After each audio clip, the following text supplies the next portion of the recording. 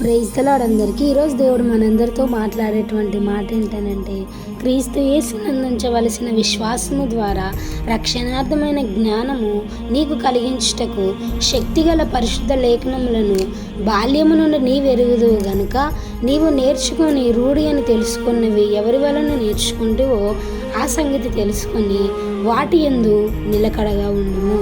దేవునికి మహిమ కలుగును గాకండి. దేవుడు ఈరోజు యొక్క వాక్యం ద్వారా మనతో మాట్లాడుతూ ఉన్నాడు. ఒకసారి యొక్క వాక్యాన్ని ఒకసారి అర్థం చేసుకుందాము.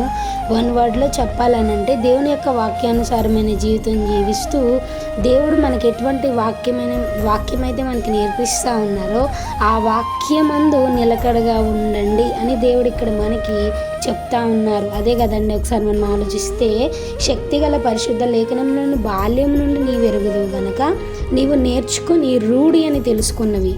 అంటే ఈ నేర్చుకునే పర్ఫెక్ట్ థింగ్ కదా, ఖచ్చితంగా జరగాల్సినవన్నీ ఆల్రెడీ జరిగినవి. ప్రతి ఒక్క లేఖనము, ప్రతి ఒక్క వాక్యము మనకి తెలుసు కదా.